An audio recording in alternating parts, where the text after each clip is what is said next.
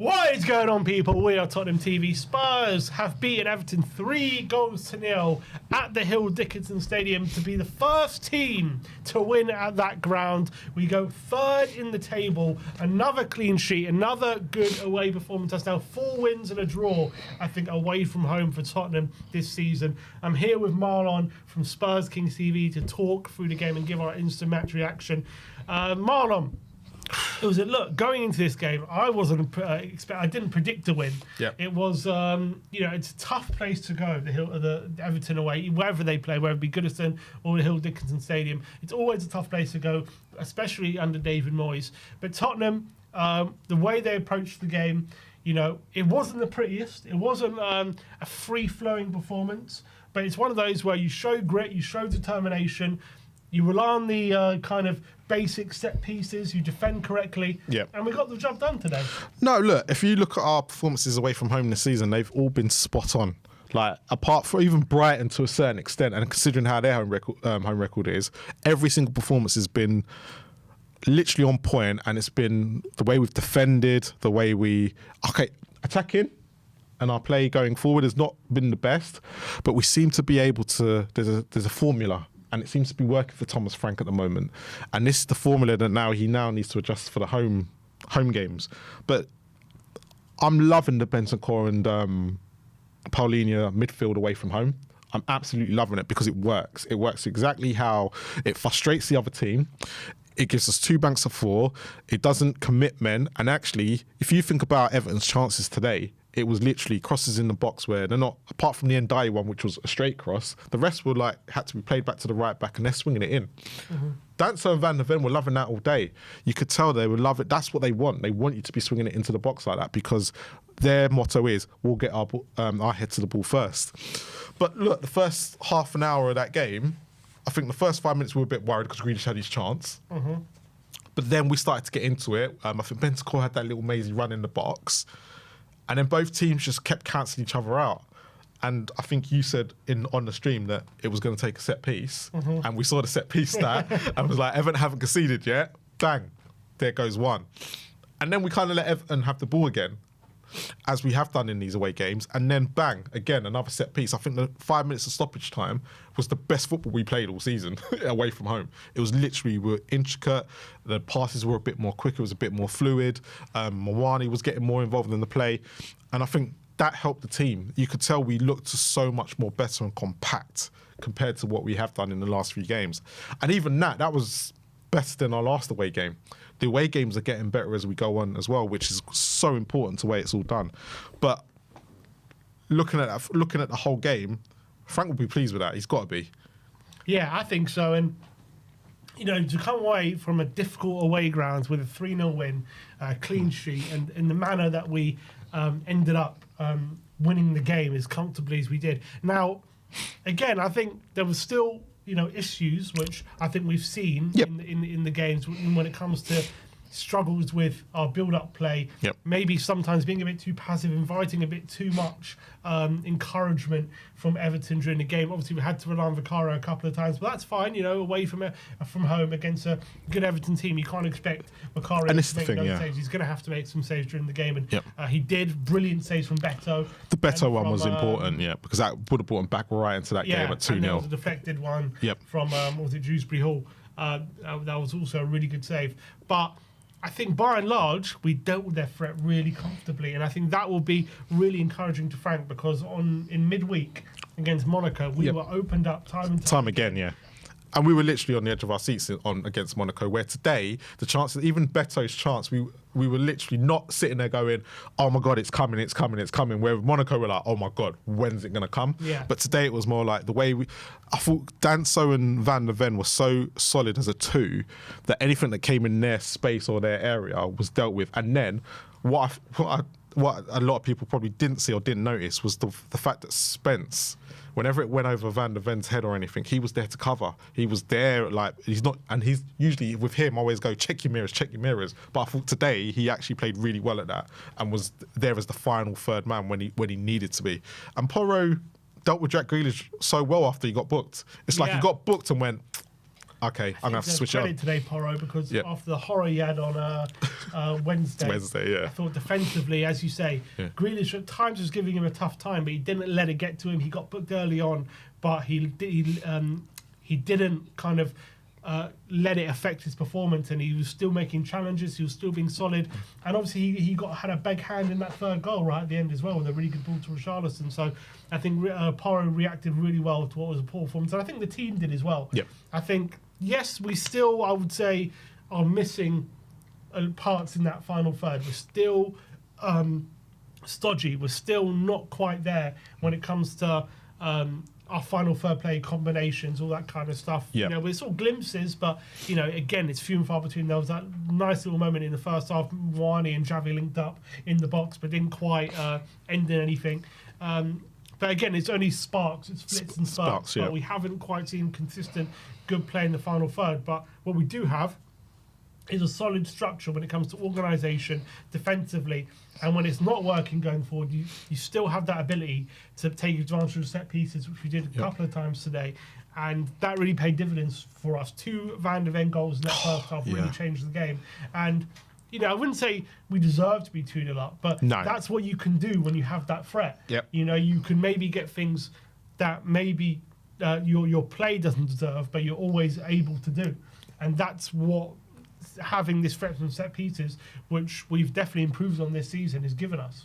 No, definitely, and Van de Ven, just quickly, Van de Ven seems to really be stepping up. At first, whenever he's been captain, he's really put in a great performance. His performances, I have to admit, have surprised me, because obviously I've seen Van de Ven for the last 2 years under Ange, and he's reliant on his pace, not good in the air, and things like that. He's a good defender, but he hasn't been tested in a low block system. And then kind of in Europe last year wasn't his best games. I used to think Romero was the one who came out the shining light, but since he's been given the armband the last few weeks, and whatever Frank's doing to him, where he hasn't had to run, do you think he's starting to, because he's not having to run, he's not worried about his hamstrings, which means then he's able to play his game a little bit more, and he's not worried that he's going to get injured now? He's literally being able to play a complete different game.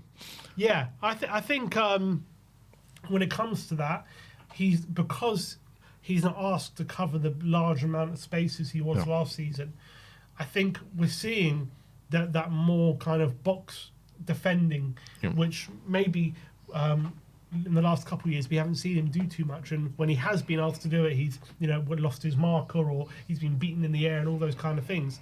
And I think Frank's clearly worked on that a lot with him, and he's much better at getting blocks in. He's much better at getting clearances. So the basics of defending, he's clearly much improved. We know when it comes to pace and stuff like that, he's absolutely world-class.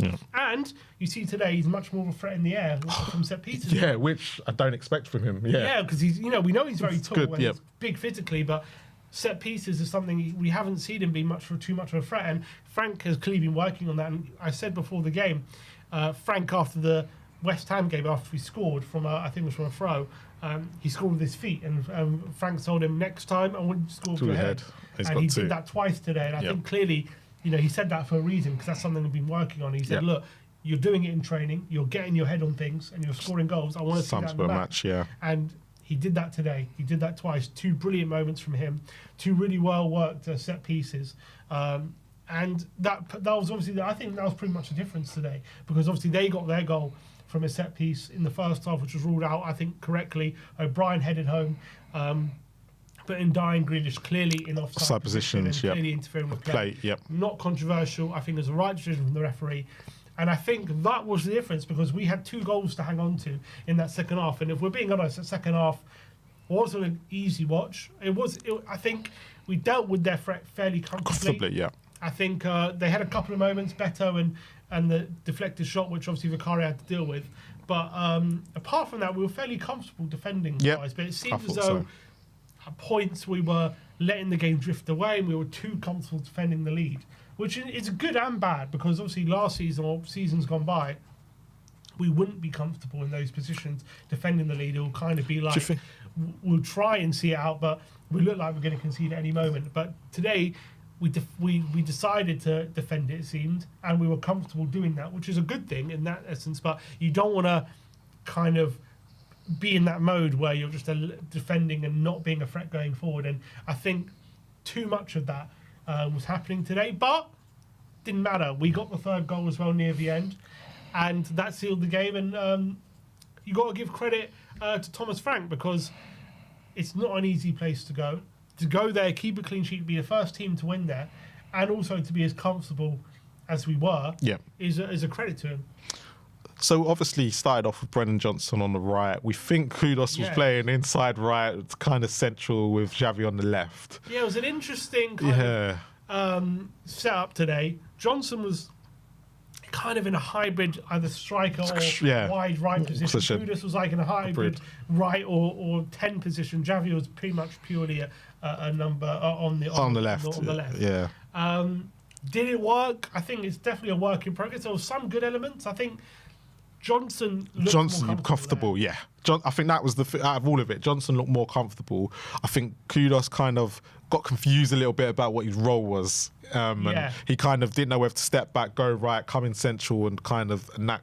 It kind of messed with his game a little bit, because he wants to always take on the man, and sometimes he just needs to play that quick pass around the corner, like he started to do in the second half a little bit. We didn't see him enough involved, I guess. Yeah. Because we know when he was on the right, we just basically our game plan is get the ball to Kudus and get him to create something, and he's just getting so many touches and he's so involved. When today, I don't know, I think maybe he got a bit lost about where he should be. I think maybe at the end of the day, it's the first time he played it, so it might be a work in progress. I'm trying to think, did it help us in build-up playing that way? Was it because I think maybe that was the thinking? If we get Kudus more central, maybe he's someone who can hang on to the ball a bit more in those tight areas, and he won't get bullied off the ball, maybe like some of our other players in that position. And maybe having him can allow us to sustain our play in the final third, get Johnson a bit wide right or a bit more where he's comfortable in that position, and maybe get Xavi kind of floating on the left. I understood the idea. I don't know if it quite worked today in terms of going forward. Obviously you had Moani in there as well. I thought he did okay. I thought there were some good things, but again, was he much of a goal threat? Probably not, and that's obviously something we have to look at. I think I didn't mind it, but I still think, if we wouldn't have won today, you would have said it's a problem. Of course, of course, yeah. If I said to you that this time next week we've got Chelsea, who's starting up front for you? Tell Moani or Richarlison. Who would you pick after seeing Moani today for 60 minutes? Yeah, you give Moani another go, I think. He had an hour today. I think clearly he's still building up his fitness, but there was some moments of some nice touches. That's what I thought, that was really good. I think he's just more of a competitor when he's building up and stuff like that. So I liked what I saw from Moani at times. Again, like I say, if we didn't score those set-piece goals, we're probably saying, Moani didn't do enough and stuff like that. But because we win, we look at things in a positive light, which is good. Obviously, Richie came on and had a chance, but and obviously didn't take it. But Moani didn't have a chance at all. So you can argue. People in the comments, Vicario, brilliant performance from him again. Back to back. Two great performances from Vicario. We've got a clean sheet, and I think that save from Beto was absolutely phenomenal. That one-handed save as well from the deflected shot. The deflected shot was a great save. Fantastic, and I think he deserves a lot of credit today for getting us that clean sheet, and also how he's responded to the amount of criticism he's got. He was getting. I was one of them. I'm gonna not shy away from it. I was one of them giving him criticism. I didn't say he needed to be dropped. I'm not one of those, because at the end of the day, I said, for me, I still need to see Kingsley in the back four that we've got to see if it's any better. But no, great from Vicario today. The only thing I'd just say is that the crosses that came in from corners, he just needs to be a bit stronger, because apart from these punch at the end, the rest of them, he kind of was all over the place a little bit, flapping at it. But his shot stopping, second to none, and he was absolutely brilliant today. If it was between him and Mickey to get man of the match, it was between those two, and Danso followed behind. But yeah, look, still got issues going forward line, but question, the longer this goes on, is it sustainable that we can keep these performances up away from home? Because we're not doing nothing up top, but... You mean results-wise? Results-wise. I mean... Obviously, if we keep scoring set pieces, fine. But the problem is, can you rely on that? Are the set piece goals going to dry up? And I think we saw it with Arsenal, really, where they were obviously going through a great period, and it still are at the moment, where they were scoring loads of set pieces and winning games. They scored another one today. And then I think, and then they went through a period where they didn't, where they went 5, 6, 7 games without a goal from a set piece, and then the results started to dry up. So I think it's great as long as the goals keep flowing from those.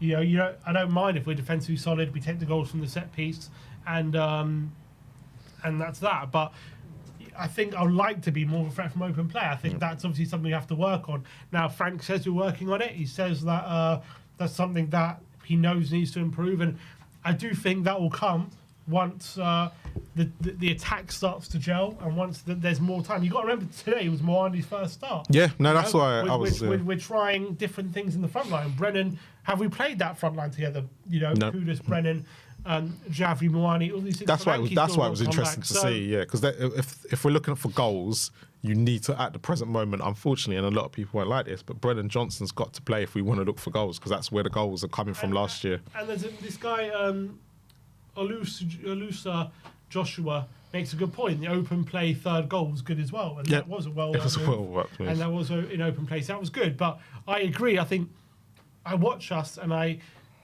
think I'm not saying overly impressed with how we play, but we seem to be able to get the job done. I'm impressed with the set pieces. Yep. I think that's clearly something we've worked on. Oh, big time. And it's clearly something that's paying off because we're getting goals from there.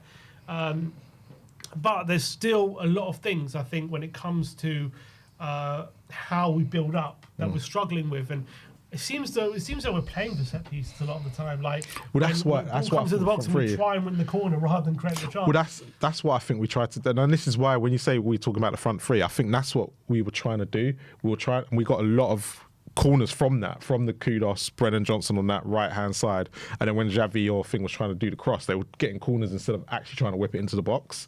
So it's maybe that was the plan.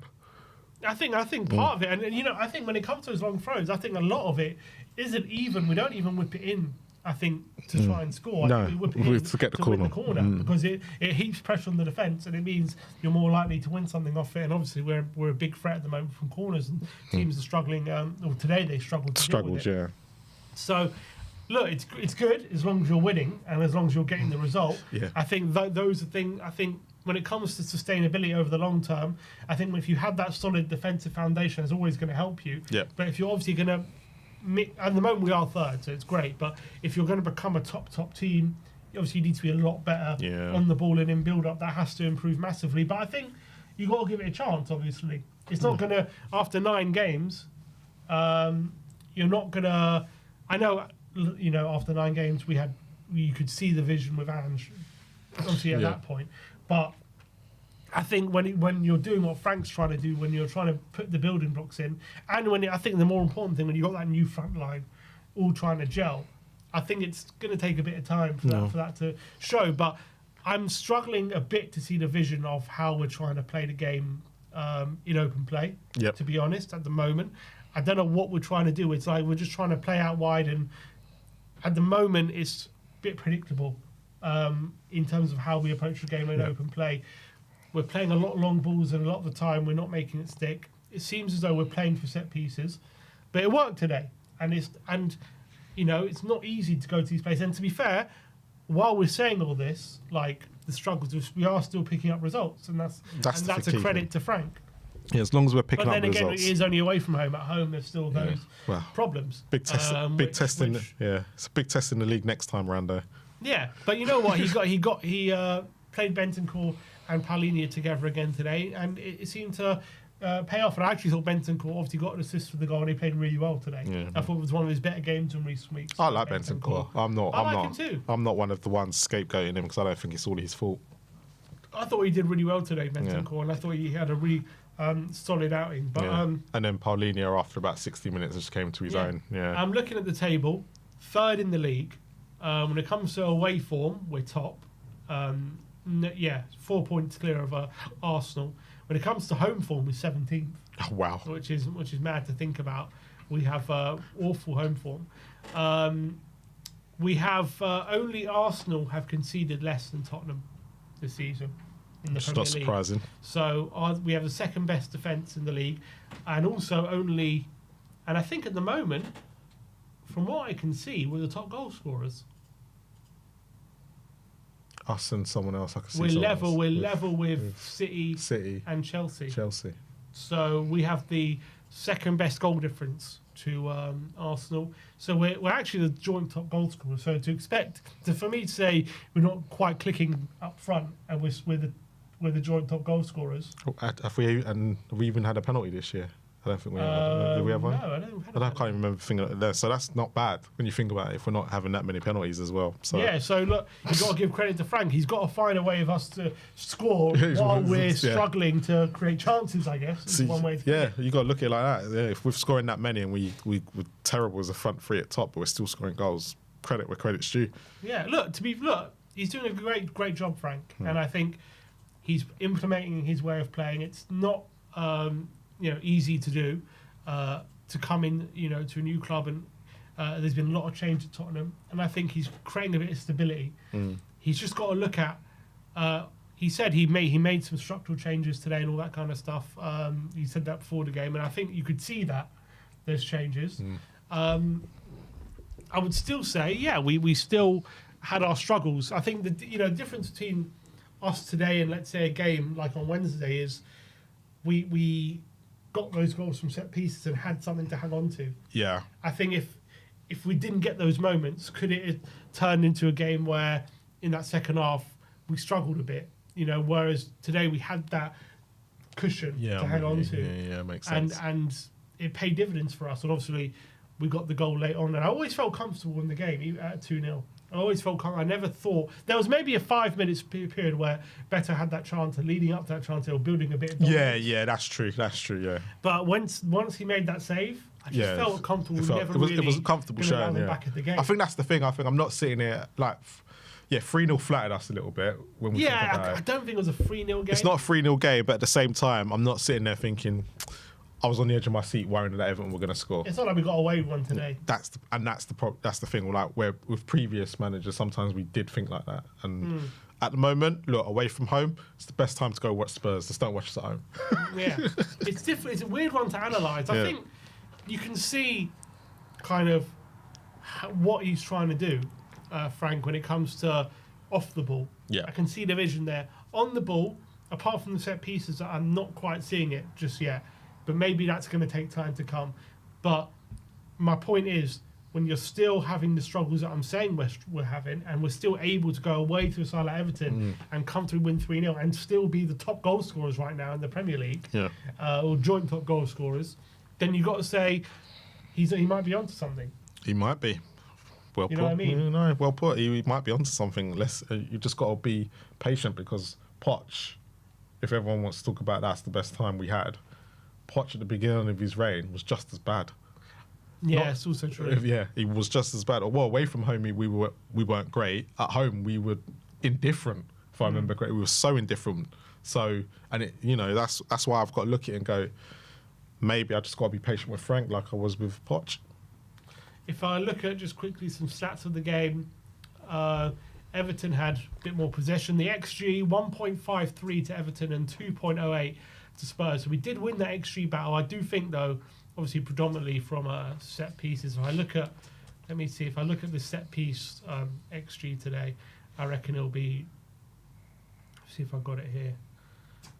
Stats. So here you go. So XG open play XG Everton 1.2, Tottenham 0.78. Obviously mostly probably from Sar's goal. Sar's goal. Yeah. And then the set play XG 0.3 for Everton, 1.3 for Tottenham. So. So I think that tells the story. It is telling it's painting a picture at the moment. But at least we know. The thing is, it's always easier to improve your attack than it is to improve your defensive side of things. I always think when you're 100%. You think it's easy to improve the attack? So when you got a bad defense, it's always harder to try and improve that than it is when you've got a good defense and not a great attack. I always think the attacking part will always come later. I've always thought that. I don't know about you, but I always think it's like I've always thought it's harder to improve your attack than your defense. No, I find it's the other way around because to improve your defense, if you got a great attack, like we were under Ange, he just couldn't improve that defensively, he just couldn't do it. But once you've got the base and you've got a defensive you can be solid in that way. I always find it with Chelsea under Mourinho. They were always great defensively, but they just always missing that bit in attack, and then they proved it. They used to get certain players in, and then it used to click in for them later on. I feel like the hardest thing to improve is always getting your attack to be free flowing and stuff like that. But it's easy. But it's that's the hardest thing, because what defend managers when they're fighting relegation and they come in fire managers, what's the first thing they do? They get that defence sorted and they get it organised, because they know that's the quickest and easiest way to kind of get points on the board. But is organising that defence. Yeah. So I'm not saying it's easy. I'm just saying I think it's easier than getting your team scoring goals again. I think you first of all you rely on quality. But when you go defensive though, this is the only thing. When you go defensive like that, like you said, it's easier to get points on the board, but you'll always score. Well, yeah. At some point, you'll always score, no matter how great you're not in attack. Where we've scored 17 goals and we're not even great in attack. So it's probably that side. Because we worked on those set pieces. Whereas if we were so bad defensively, it's harder to keep clean sheets. It's always harder to keep clean sheets, and that's where I think this is where Frank's going with it. That's why I think a lot of people, if you can go with that way first, because attacking, you'll always, as weeks go on, it will always become. And look, it's the only thing we need to improve on now. We'll see how it works out. Well, look, do go show Marlon some love on Spurs Kings TV. I think there's a link in the description. Yes, it is. So go and show him some love and go subscribe to Marlon, because he's done well on the watch along today. He's done well on the instant match reactions. So go, want to see more of him and Ash as well. Obviously, go over to Spurs Kings TV. But now is your chance to have your say. Sorry? Oh, yeah. Before that, we're going to look at some of the player ratings, actually. How long you been doing this, Sim?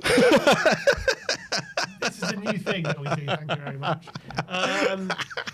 So this is the player. We're going to react to the player ratings that Lineup Builder have given our players for today's game. So we're going to look at the ratings they've given and given our reactions. So the first one we're going to look at is Vicario. They've given him a 7.2. 2 saves, obviously. He only made 2 saves, but they were 2 really good saves. They're really good saves, yeah. Obviously, he helped us get that clean sheet. I think he could be going for an 8 there. I would have gone for an 8. I would have probably gone more for a 9, if we're being completely honest, because he's kept a clean sheet, which is massive. He came out for a couple crosses and corners. He weren't great at them, but he got a few punches out of it. And then he did make some great saves as well. So I would have probably given him 8.5. Yeah, 7.2 is a bit harsh. 2 really good saves and not the clean sheet. Yeah. Pedro Porro, 7.5 they've given him.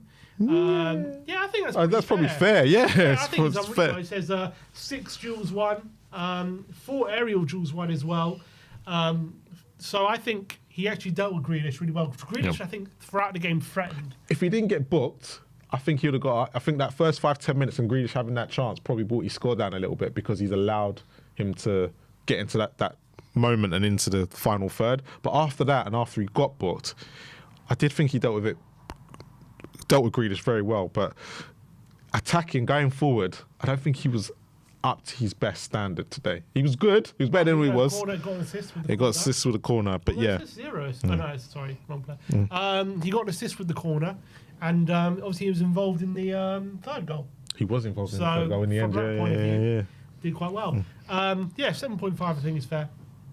Kevin Danso, 7.7. So 6 aerials, so 6 duels won, 4 aerial duels won. I actually thought he defended really well today. By the way, it's the first game in the league we've won without Romero. Yeah, I think he struggled for parts with Beto, because Beto had to beat him a couple of times. But after that, the balls that were flying into the box, like when I said they kept coming in diagonally, he was dealing with them, because he's quite good at that. But yeah, I thought his rating's probably spot on for today. What was that? 16 clearances. Wow. 18. 18 clearances. 18 clearances. I mean, that shows. Shows how we relied on him to. Every time the ball's in the box, he's always getting his head on it. Next up, Mickey van der Ven, 8.9. They're giving him, I think. That's fair. Should be a 10. Come on. No, it's fair. Brilliant performance. It was a brilliant performance. Even if you take away his goals, I thought he had a really good performance. No, he was solid, and that's what I was saying. Like, him and Dadso were so solid, and with Vic as a free, that's what wins you games.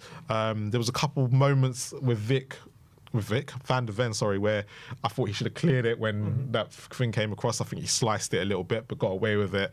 And there was one where he slipped off. I can't remember if he played the pass in the first half, but he was brilliant today. Absolutely spot on. Yeah, I thought how he dealt with some of the crosses coming in was brilliant. And obviously he got those 2 goals, those 2 headers. And I don't know what it is. Maybe there's something with him in the captain's armband. It's changed him. I think it's really changed him. And he's become very vocal as well. Facial hair, manning up. He's like becoming a bit of a man with that armband. And scored against Boda, got us back in the game with the armband on. Had a brilliant game. When was it? Off the top of my head, I can't remember what it was. Anyway, I think he's really stepping up at the moment. And he's starting to be more of a goal threat. Yeah. What was that? 4 goals? 4 goals, yeah. 4 goals this season. So, yeah, I think it should be a 10, really. Jed Spence, 6.3. I think it's harsh, but I also think... I get it. I do get it. If you think about it, in Dyer's best... He was their biggest threat. But was the biggest threat. And he was the few times getting a better. For Spence, yeah. He didn't beat him like one-on-one, but there was a couple crosses he got in and Spence weren't cutting them out. Like I said, when it was coming in from the other side, Spence was there, but when it was coming in from his side, I think he allowed too much to get into that box. And also, he just doesn't offer anything going forward. I'm sorry to say, we just miss Udogie so much when he's in the final third. Yeah. It's like we give it to Spence and... It was a couple of times he lost it, and I think that he always wants to kind of check inside a bit, and he doesn't want to go around the outside, and it slows us down, and nothing ever really comes of it, and it's a real struggle because he overlaps sometimes, but when you play it to him, he can't go around the outside and cut it back, so he's always cutting in, and then the chance is gone. And the worst thing for him at the moment, the one time he has played right back this season, it was his worst game he's had so far. But it's not to say it's not liability. No. I think 6.3 is a bit harsh, but you know, you can just see how much we miss Udogie. Yeah. We can, and it's harsh to say. 6.3 for a team that kept clean sheets, I think it is harsh. But you can just see. I think we need Udogie going forward. I think he just makes the world of difference, and it's a shame he's injured. Next up, João Palhinha, 7.2. I think fair. A lot of tackles again. I think very combative. I think what I like about Palhinha is in those moments sometimes where it is a bit, we have to ride out a storm. He's like there. He's there. Be counted, isn't he? Yeah, and we weren't. And in the first half, he went not missing, or he was quiet because it was all going through Bentancur.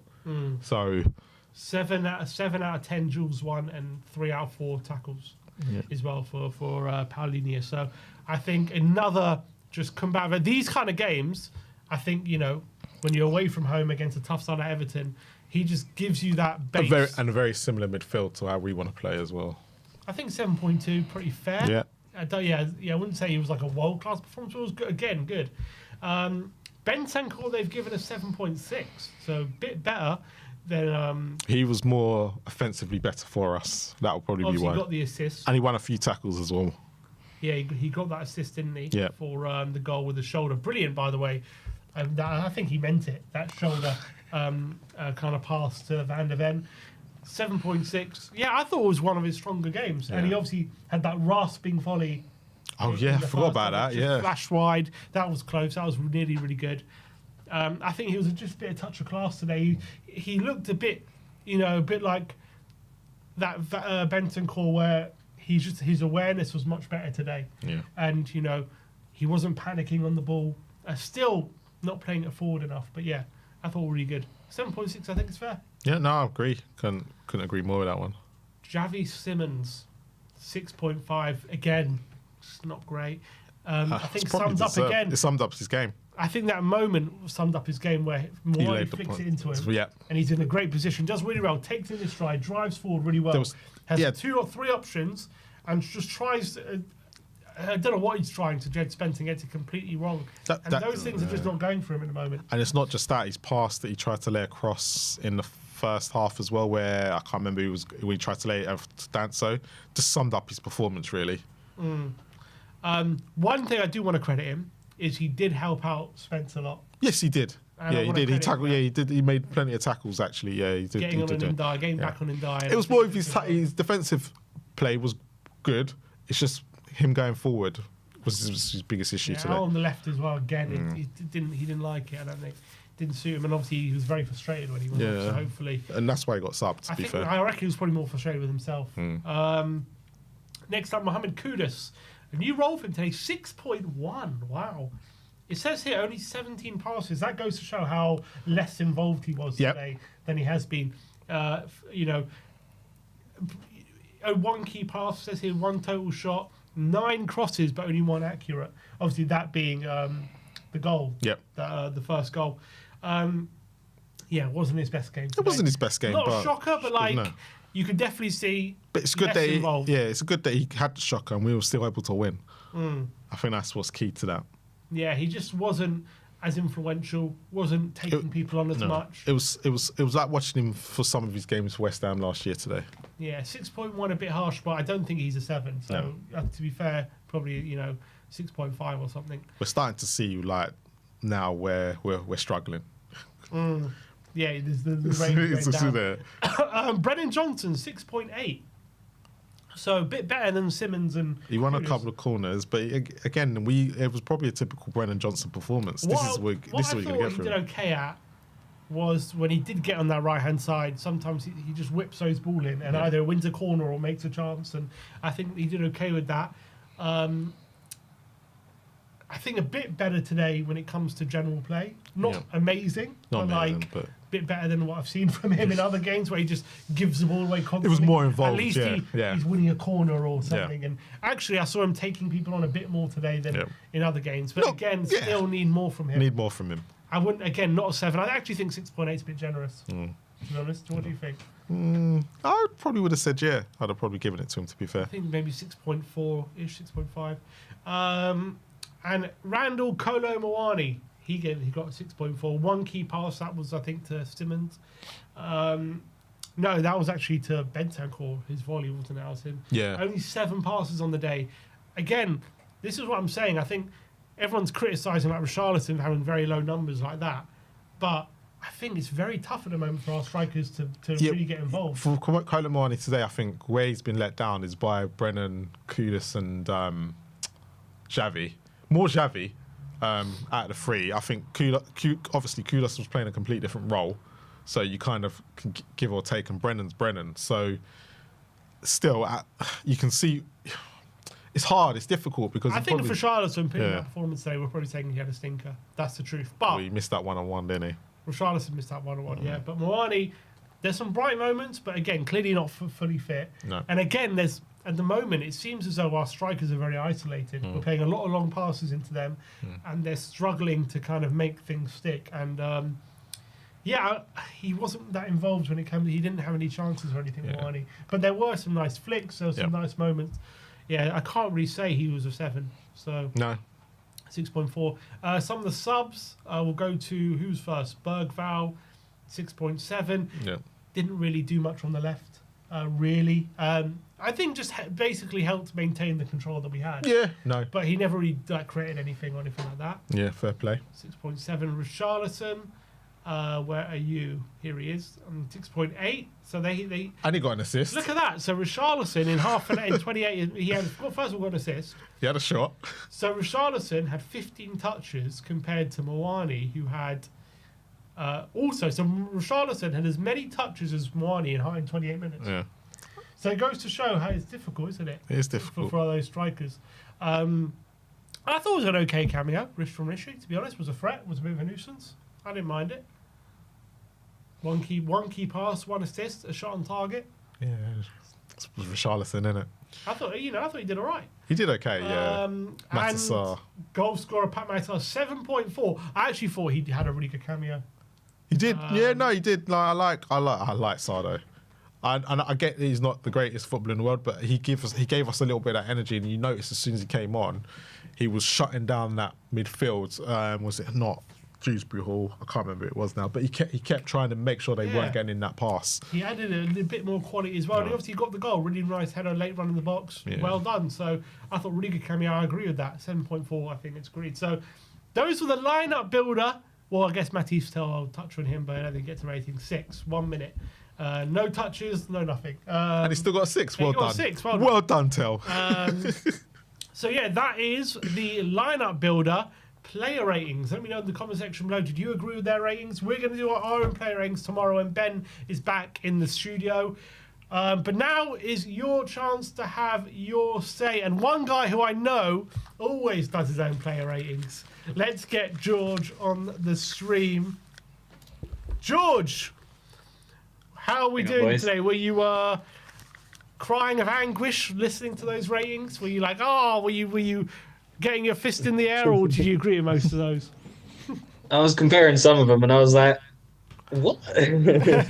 Nah, to be fair, it's like it's the eye test of being a fan compared to being an impartial supporter who doesn't follow them, I guess. I don't know. One of them's very stat based, and for me, I do it based on like how I saw the game. Obviously, I'm not going to do it on Facts over random shit. feelings, George. You said, George, the last few games have been on Frank in terms of how we've played. What about today? Yeah, same again. I think I've got to eat a bit of humble pie because I, at the beginning, when the lineups came out, looked at it and went, "What are you doing?" We can see that Paulinho and Bentancur together just doesn't work. Why are you persisting with it? Um, but I think the result today was down to his tactics. I liked the difference that he threw in with Kudus and Brennan. Um, even in the first 5 minutes, I was watching it and I said, I don't know if you saw it in the comments, but I said I think today we're going to lose 2-1. That was before kickoff. 5 minutes in, I'm still thinking that because I'm watching Brennan and Kudus, and they've both sort of drifted onto the right, and they're taking up the similar sort of space, just like I've been saying Paulinho and Bentancur have. And I was really worried that they would take up two people would take up one person's space on the right and in the middle, and we'd essentially be playing a 9v11. It didn't turn out that way, and that's got to be props down to Frank. To be fair, he's done a good job today. I gave him an 8. I think it was solid. In terms of the game today, did you see differences to how we've approached games in the past few weeks? Yeah, I think so. It seemed the wing backs were sort of staying a little bit further back than coming forwards. Um, it was a difficult one for me to sum up really because I was sort of watching it less with a tactical mind on today. I was sort of more just enjoying my last day off before a week of work and just trying to like sit back and enjoy it and not be too analytical. But um, I've got to give it to Van der Ven. What a player! What a player he is. I wanna just pick him out for a minute because not only did I give him a 10 today, I gave Vic a 10 as well because like I don't see anything he did wrong. But I'll come on to him in a sec. Thing I want to mention about Mickey is I've done the averages of August, September as well, and he has averaged the highest rating out of all of our team, both August, September, and now going to be October. I can almost guarantee it looking at it. 7.75 average, both August, September. Wow. And that is phenomenal for a player. And as you said there, he's really, really stepped up with the captain's armband on. I've been so impressed with him this season. Yeah, he really seems to be taking that responsibility, doesn't he? Yeah. And Yeah, and at such a young age as well. Like, I think we've got a really, really special player. Yeah. Really. George, you said at the beginning that you obviously thought the lineup weren't going to work because you didn't think Bentancur and Paulinho does work. But how do you think they did get on today as a two? Yeah, I think they were good. Let me see what I gave them. 'Cause I gave them like the highest they've had in a while. Um, Benson Cora gave an 8-4, which is the highest since the City game. And Paulinho, I gave him an 8 as well, which I've rated him quite highly recently. So it was nice to see them sort of not taking up the same space as always and stepping off each other. The only thing that I saw you mention mid game, the only thing that I agree with you on that I don't like so much is how slow they are on the pivot and to turn and look to progress the pass forwards. And I think that also sort of ties into why Xavi's not been at his top form. Now, obviously, I've been backing Xavi up a lot the past few fan shows. I will single him out a little bit today. It was not good enough from him today, and you saw that he knew that as well on his face when he was coming off. He was not happy. Whether that was with his performance or to be coming off, I don't know. But he seems like the type of player who thrives off of getting the service into him and him turning. So I don't know if it's a difficult one because I don't know if he needs more time to bed into the Premier League and get used to the physicality of it, or if he needs to fight for his place. We haven't had him around long enough to know what type of player he is, whether he's confidence or whether he is work for your place. So yeah, I think I think them two together, Paulinho and Benson cut together today were good. Yeah, I think. But in terms of again, it's what you would call it. Set pieces again. That we're heavily reliant on them. Is that something that can continue to happen? Do you think? I think we do need more creativity. Again, that could come down to how quick we're progressing the ball forwards. If we can get Xavi on the ball and have him looking forwards as well, and just like progress through the midfield as we did in the first three games of the season, like really phenomenally. Um, I think that our creation will be a lot better. I think we are just a little bit too slow. But as you said, yeah, we're making up for it at the minute on the set pieces, and yeah, I want to mention Kudus and Porro. Every single one of those corners, I can't remember last game that I've said this.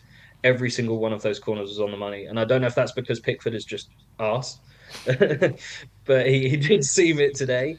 But their quality of their delivery was amazing today, and that can't go unnoticed. And Yeah.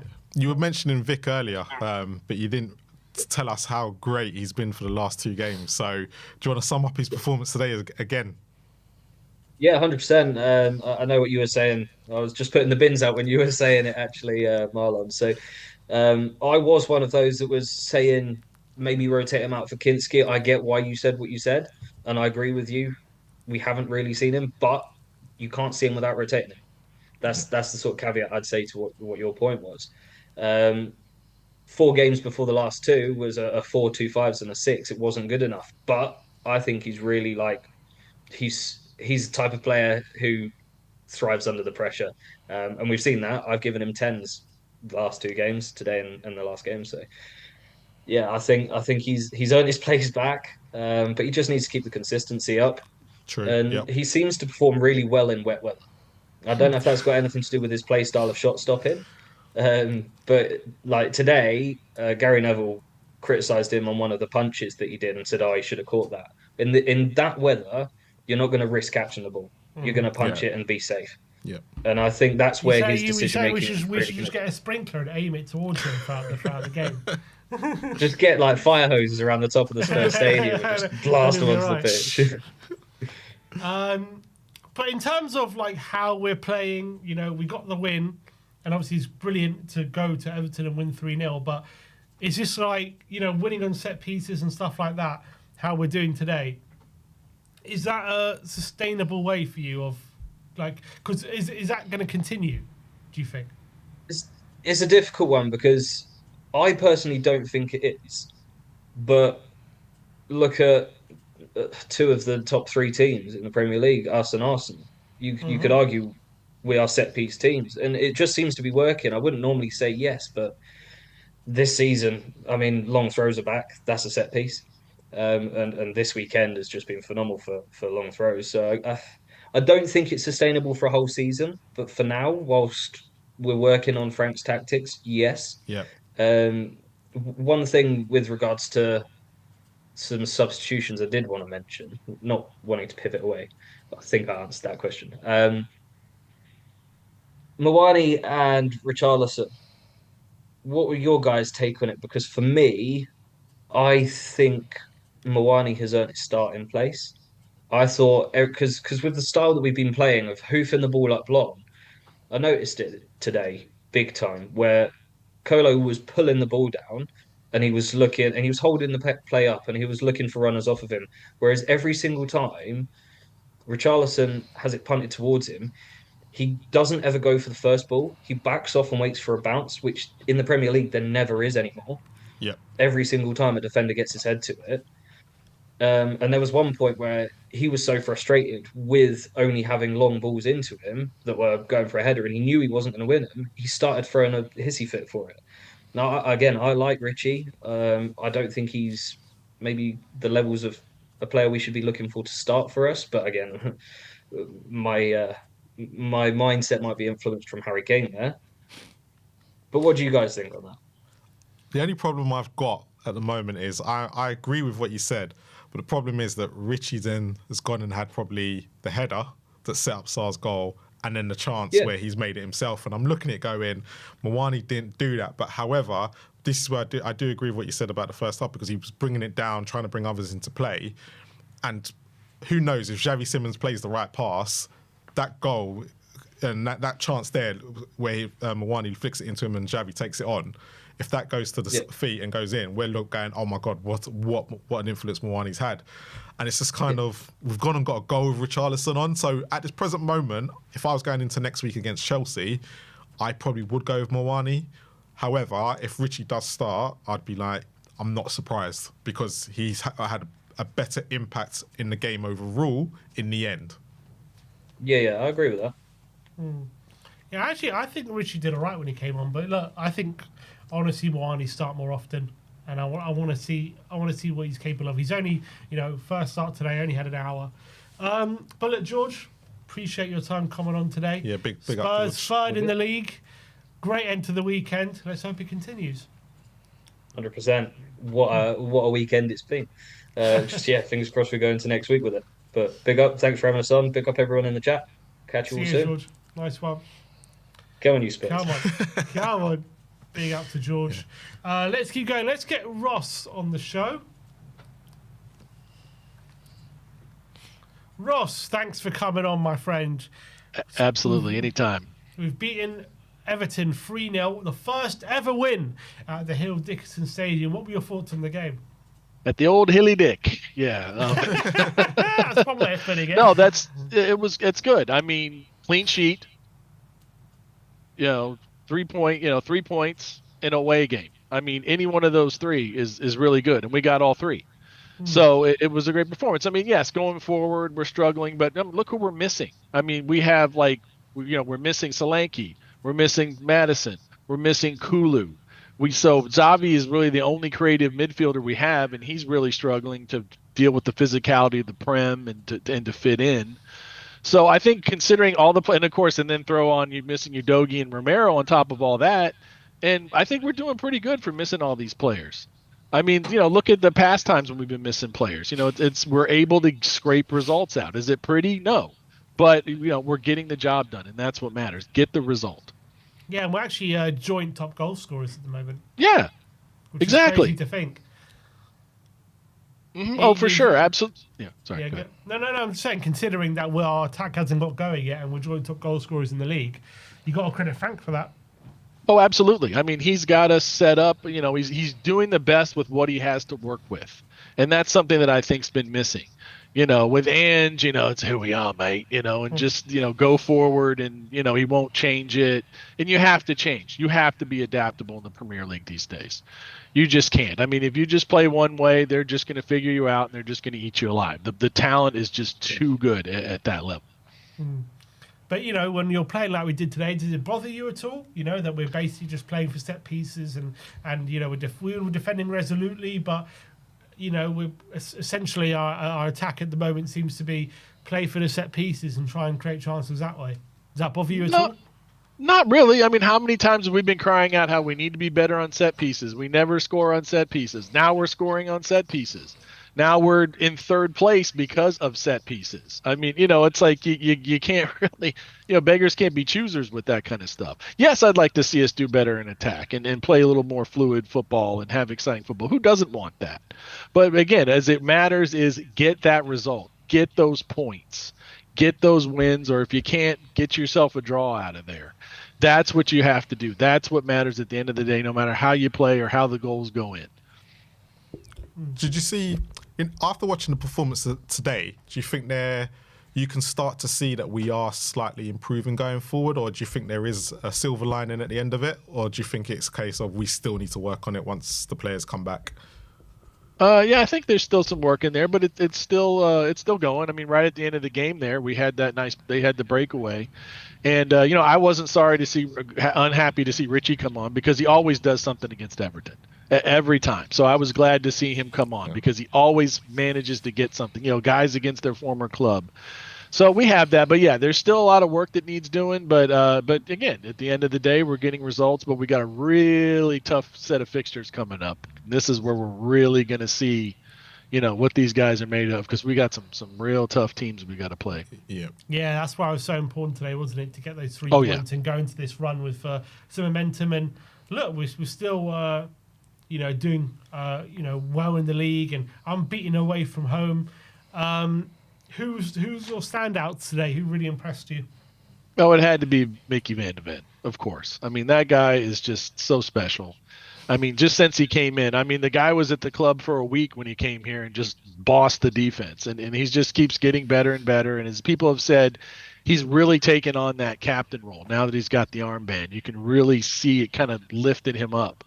But I mean, he's just so great at getting in position and getting those headers in. And then, you can imagine when Luka comes over. I mean, between the two of them, we could have them playing center back strikers. I mean, those guys are so good at scoring goals. And that's great. That's just a benefit to have those guys that you can have there on those set pieces that can get the ball in. And, it makes the difference as we're seeing this season.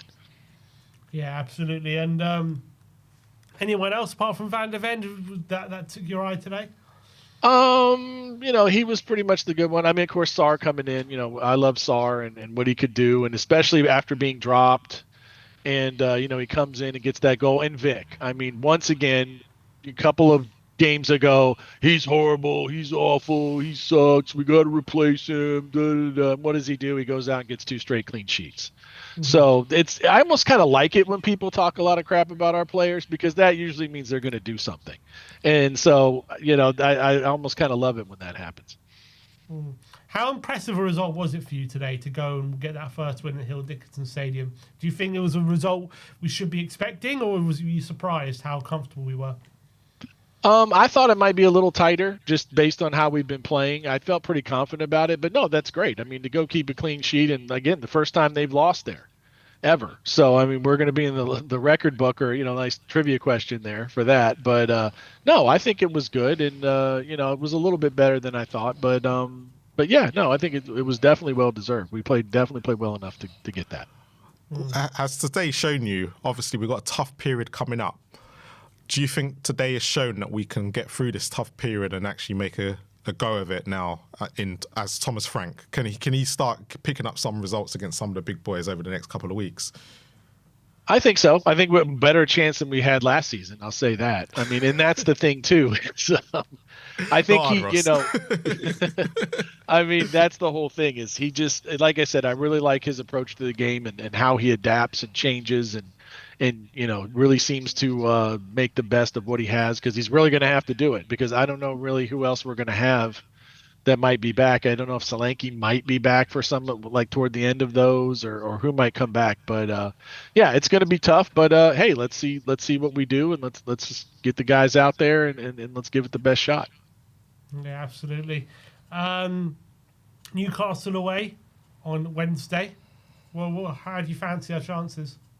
I mean, we didn't get destroyed there last year, so that was a little better. Yeah, that's always a tough place. St. James is always a tough away day, no matter who you are, what form you're in, or anything. So, like I said, we just have to go out there and give it our best shot, and just maybe hope we can squeak something out. But again, that's another tough one in addition to those other 3 we got coming up. Absolutely, Ross. Appreciate you calling in, mate. Yeah, big up, Ross. Thanks for your time, and we'll see you soon. See you soon. Come on, you Spurs. Cheers. Come on, you Spurs. Come on, Ross. It's always positive. We got Jack in the background. Let's get Jack on. How are we doing, Jack? Good. How are you guys? Yeah, doing well. We look 3rd in the league. 3 points. 3 points. 3-0 win. How do you how do you react to what you saw today? Look, away from home, first win at the Hill Dickinson Stadium. I mean, looking at the performance, like 2 goals from set pieces and a goal from a midfielder. But I want to know with you guys. I want to know what you guys think with the front line. Like, do you guys question like how we've barely scored. Like, who's the top goal scorer this season? Is it like Polinia? Well, probably Van de Ven now with 3. Or Or probably Van Paulinho de with Ven, 3. but like we don't really have since Harry Kane's left, we've never had like an out and out goal scorer, you know? Like Solanke's been there, but he's been injured a lot of the time. Richarlison's so injury prone, so we haven't had a player that's gonna stay. But again today, if that's Frank's idea is to win games, is to go and just get set pieces, then I'm not blaming it because we're getting results. But it's just like do we need to improve that front line a bit because they're all so young. Like Kudus is Kudus is probably the best player in that front line. And then like you got like Odebeer and Tell, who are so young. But look, I think we can do something. I think the front line just needs to a few more games, and we'll be flying soon. I reckon. Yeah, so I agree with you that the attack's not quite clicking at the moment, isn't it? But you have to say, Jack, we're second top. We're joint top goal scorers in the whole league without a clicking attack yet. So, like, that goes to show that Frank's really just getting the most of what we got. Yeah, I agree. I think Frank's got good ideas on how to win games.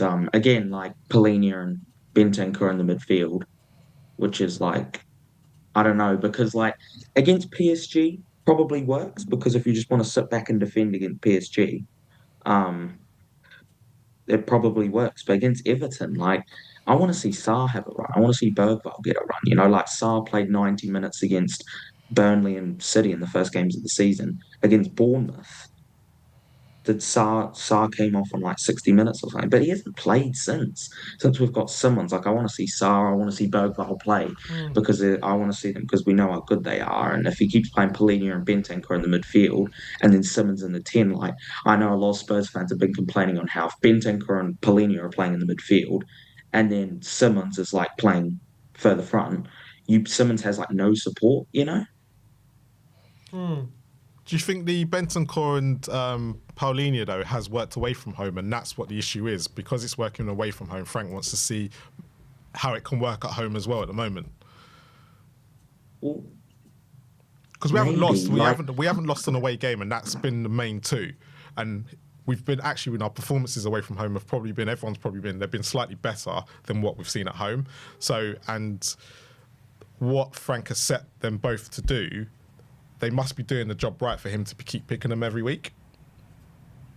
Well, yeah, I agree. I mean, our home form is crap. Like our home form is so bad. Like we've won, was it one home game in the league Yeah, this season one home game. against Burnley? Yeah, like our home form is atrocious. But I think if you look at it away from home, we're very good away from home. And if you see Benteke or Polina are playing well, defensively under Frank, we've been excellent. Attacking under Frank, we haven't been so good. And there was the opposite under Ange. Attacking, we were incredible. Defending, we were crap.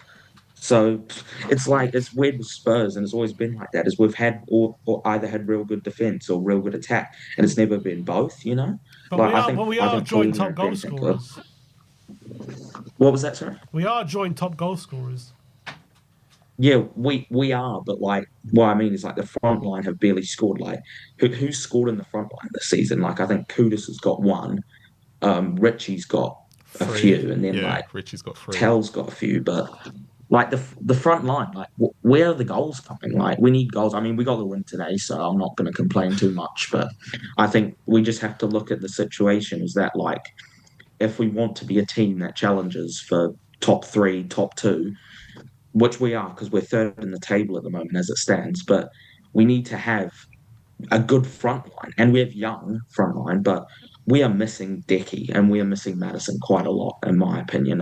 I think Solanke as well, like his hold up play and how hard he works, is really important. But I think we're missing. I think we're missing Decky and Madison. Like their creativity in the midfield is a big loss for us. But yeah, I mean Van der Ven today, 10 out of 10 performance from the captain today. He's so good, Van der Ven. Top, I reckon him and Romero at their best are probably the second best pair of centre backs in the Premier League, in my opinion. I think Yeah, they're I incredible. think they're playing incredibly at the moment. Dancer as well deserves a lot of credit, doesn't he, today? Yeah, his long throws, like he just launches it in, and then like Van der Ven gets like a flick on, and then we almost score. But like, yeah, I think Danso's filling in well in that role. I think I think Danso enjoys, and I think Dragoshin will enjoy this as well when he comes back from injury, like Agree. playing like Yeah.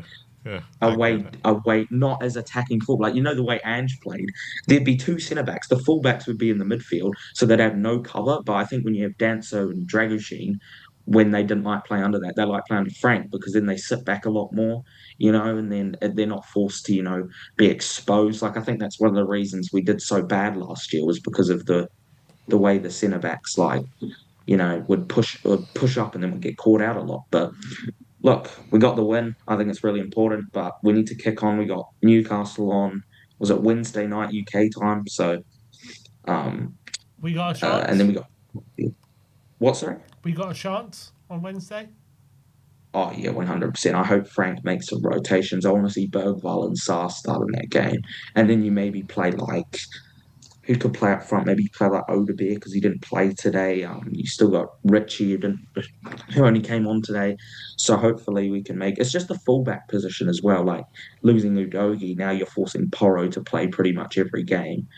And then spin obviously you can play Gray there as well, but like you don't really want Archie Gray or even Ben Davies starting against Newcastle, do you? Like you want your pretty much best team because it's a must-win game. It's not, oh yeah, we lose, we go again. It's a must-win game, and if we knock out Newcastle, we've got a good chance. So hopefully, I haven't jinxed it, but hopefully we can beat Newcastle.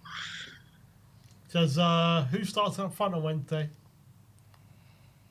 Who would I like to see start up front? I want to say Kudus, but Kudus is good at playing most games. But look, I'll say Kudus because he's just so good at the moment. Kudus up front I'd as like a striker. Oh, as a striker, sorry. I mean, Moani was actually really good today. Richie, I don't know. Like, probably Richie because because he only came on today. Yeah. But look, we just got to hope that we can do so. And I want to see Sarenberg while starting the midfield against Newcastle. I don't want to see Polina and Bentancur. Look, they were good today defensively. Going forward, though, like they just, like I said before, they just sit back. And then Simmons basically has no support. So, as much as Xavi Simmons hasn't had a great start at Spurs, I think part of the reason is because when you're playing Bentancur and Polina in the midfield, you can't really, you know, Simmons has got no support. So I don't think you can really put much. Well, he hasn't had a great start, but I think he needs more support. And we'll get that support if we play Sarr and Bergvall or one of the two in the midfield with him. All right, Jack.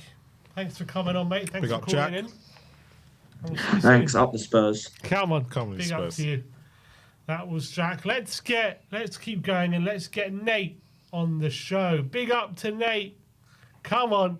What's going on, guys? What's What's going on? How you guys doing? You good? We're doing well. We're doing well. We're Solid. just we're just thinking about this 3-0 win. You know, some people I've been looking online, to be honest, on social media. Some saying obviously it is obviously brilliant to get a 3-0 win away. It's such a hard ground, being the first team to win. But others saying, you know, it's still very much defend and rely on set pieces. And, you know, do we care? Do you care that we play like that, or we are playing like that at the moment? Does it bother you?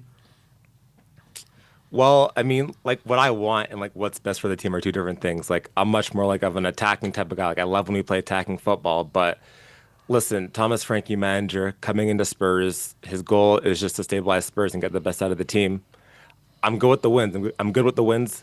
It's very haram ball. I can't lie. Like we're playing some nasty football. Like I was watching, I was like, "Yo, am I watching Arsenal right now? Like what's going on?" But I'm taking the wins. I'm taking the set pieces. We all know the attack is not anywhere near where it needs to be. So I don't even like want to really beat that dead horse too much, but I think it's just one of those things where it's like Frank has clearly focused on the defensive side more, and you can see that again with picking the Haram pivot of Polina and Bentancur again. So you can clearly see that he's trying to solidify the defense and give us the best opportunity that we can have that would get us the win. And then obviously Solanke, Kulusevski, Madison, all out. That's a lot of goals and assists that are out there. So I think it's just a simple thing of just giving it time and just, you know, just patience, which is hard with this fan base. I know it's really hard, but it's just patience, I think. But no, I like the wins. I'll take the wins any day. So. Did you see any? Obviously, Frank tried something different with the attack today. Did you see any progress in that? No, I was watching at the start of the game. I was like, "What? Like, is this like a 4-4-2? Is this a two?" Like, I was confused. Like, what's going on here? Because I thought Brennan was going to be on the left hand side, but then I see Kudus and Brennan like close to each other. So I was like, what is this? Like, what is this formation?" And I actually commend Frank for that because we were all talking about, especially online, about like, oh, Frank just keeps going back doing the exact same things. He actually changed up a bit and gave us something more to think about. Did it work? I mean, probably not attacking wise, but we did get the open play goal at the end. But I think what I did notice, though, I think specifically Bentancur was like a lot more forward thinking. And this is why I actually think that the struggles with Bentancur, I think it could be tactical, you know? And like, I'm a big Bentancur hater. I can't, like, I am a big Bentancur hater sometimes. But, Mate, disappointing. listen, pre-Bentancur 8, and that's a different conversation. But like, when it comes to Bentancur that we've seen this season, I'm starting to think now that it's a lot more tactical because now that we've seen in this game, I think it was a lot more forward thinking, and the players were a lot more closer together as well, which I think helped us. But I just think with it being Everton away, it's a tough game. We didn't really get too much of it, but also some of the things, man, it's just simple mistakes like decision making. I know Xavi had like a pass there where like it's just a simple like layoff pass, and he just messed it up. He had like a pass where Colomoni played him on into space, and he just messed up the pass. Like, it's just simple things that Frank really can't. That's not down to Frank. That's just down to the players having cohesion. But yeah. Who was obviously everyone's talking up Van de Ven today. It was kind of his day with 2 goals. Anyone else for you that has gone under the radar maybe who deserves credit today? Danzo. Shout out to Kevin Danzo. Honestly, Kevin Danzo is the perfect example of a signing that isn't going to demand like starting minutes, but when he comes in, he's solid. Yes, he doesn't have the on the ball stuff that Romero has, obviously, but he's come in and he's looked really good almost every single. Like, I can't really think of a game where he's came in and he's looked off it. Defensively, Danzo is excellent, and I think his partnership with Van de Ven has looked really good, and it makes the loss of Romero not have much of a burden compared to previous years where we had guys like Davis and Gray coming in last season. You know what I mean? So, but yeah, no, shout out to Kevin Danzo, man. Shout out to Kevin Danzo. And then also want to touch on Muani as well and the whole striker situation. I think this is tactical too. When you actually really look at it, and it even goes back to last season, our strikers really don't feast like that. Like, they really don't. Like, besides like the odd purple patch of Richarlison had it, Solanke had it, and they kind of regress, our strikers really don't be getting too much service like that. So, I don't know. This is the one part that I'm really stumped on in terms of how are we going to get our strikers to thrive in the system. We need more crosses in. We have to support them more. But if we look at all of our strikers, and we always do this as a fan base, like sometimes we have like, oh, we need Solanke to come back in. Then Solanke has a couple bad games. Oh, we need Richie to come back in. It's like a constant cycle of just like none of our strikers really bag goals like that. So, but Mwani, I think, looked really, really. I think he offered a good presence. I think he needs to do a little bit more, but I think he showed a lot more from me than Richarlison. I think he should start next game for sure. How did you think Frank went with a bit different today in how he made up the attacking line? Kudus a bit central, Johnson on the right, Xavi off the left. How do you think that kind of setup looked?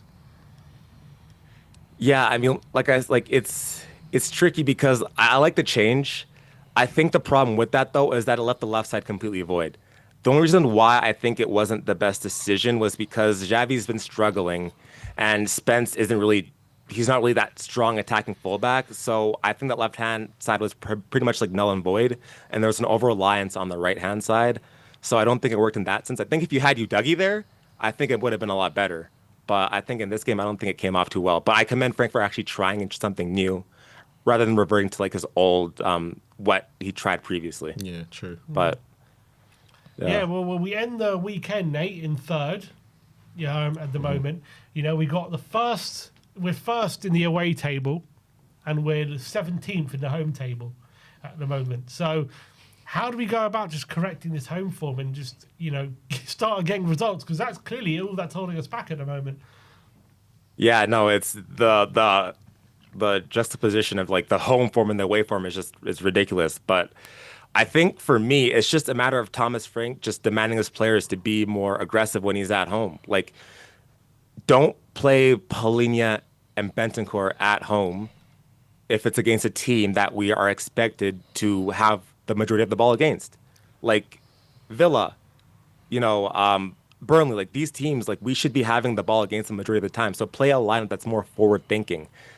Allow your players to go more forward at home, but on the road, keep doing what you're doing. Like you're doing fine there. Just at home, I think it's simple. Just allow your players to be more aggressive and tell them to go forward more. And don't play Polina and Bentancur at home because I don't think it's working. But it's crazy to think we're joint top goal scorers in the whole league, and our attack hasn't even clicked yet. This is why I'm saying, like, this team, it hurts my head sometimes. Like, honestly, it does because I don't know what's going on. Like, the attack sucks, but we have more goals than Arsenal. Yeah. and then, like, we also have been opened up the past couple games defensively, but then our defenses also look solid at the same time. Like, we've conceded, like, what? I don't know what the statistic is, but, like, not that many goals. Only second to Arsenal. 7 goals conceded. It doesn't make sense, bro. It does not make sense. But no, it's just a matter, and I'm happy, like the fact that we don't look good from open play, and then we start scoring a bunch of goals. Yeah. So, like I said, attackers come back. Hopefully, fingers crossed, like it all starts clicking. But as of right now, Frank, he's getting the best out of what the squad he has, and let's just see how it shapes up, man. Because we have some tough games coming up. If we correct our home form, what are we capable of this season? I'm gonna be the best person to ask about this. I'm just kidding. I don't want to get clipped up, I'm betting you into it. I bet you. Come on. I gotta get clipped up right now, but listen, man. All I'm saying is, I'm gonna say this: if Liverpool ain't gonna try and challenge Arsenal, if City ain't gonna do it, hey. Someone got it. We got someone got to do it. Leave it to Bournemouth. Leave it to Bournemouth. We cannot let Our those Bournemouth can do it. guys Sunderland. take Yeah, one a of those title. two. We can't let them. We can't. Someone's got to stop them in their tracks. Someone's got to do it, man. So, but nah, I don't know, man. Like I hope. Let's give it time.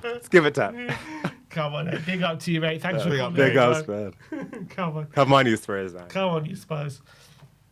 That was Nate. Always great to have him call in. And another one who's always great to have call in. Let's get Ariane on the show. Come on. Hey, guys. Ariane, we've gone from the Ben Davis Supporters Society to now Vicario, haven't we? Yes, we rebranded slowly. Slowly but surely. Another top performance from him today, wasn't it? Another top performance. I didn't expect anything less. It's another one where, he keeps us in the game. Obviously, Monaco, same thing. He kept us completely in the game. And that's what I expect from Vicario. That's why you guys were talking about my tweet a few videos ago, talking about how underrated Vicario is. And it's looking like obviously at the moment. Yeah, look, he's last 2 games he's been absolutely phenomenal, hasn't he? That stayed from better today. That overhead kick, phenomenal reactions. Yeah. Have you been busy shouting at the TV? You sound a bit hoarse today. No, shouting because I also I'm a coach. I don't know if I think we've been over this maybe once. So I'm also a coach, and I play games on Saturdays, so I'm yelling instructions on the touchline. What's your kind of setup? Are you also relying on set pieces at the moment? Yes. Funny enough, yes. All of my teams have a throw-in routine, and it works. So yes. For you, Ariane, obviously today 3-0 win, brilliant result. I didn't expect to win today, and so the fact we come away with 3-0 is fantastic. Does it matter for you how we're getting these results at the moment? No. Does that mean anything? No, it doesn't, because first of all, like the funny line is to say they all count the same, which they do. Mm-hmm. But if let's think about this. There's nothing inherently more sustainable or less sustainable about where the goal comes from, right? Because if you want to play that game, then we should have had the most sustainable brand of football under Ange, considering everything came from open play. We were actually shocking in set pieces, but that's not how it works. The thing that makes anything sustainable or unsustainable is the quality of what you're doing and the quality of your players and how you can adapt to other teams adapting to you. Now, with Ange, we were very good in possession, very high intensity. Almost all of our chances came from open play. We created tons of really, really good chances in front of goal. But that was the least sustainable thing ever, because we were 26 points from the first 10, and then we were like 50-something from the other 78. So that's horrible. Thomas Frank's football, the same as currently Mikel, which is the meta right now in Premier League football, set pieces are effective.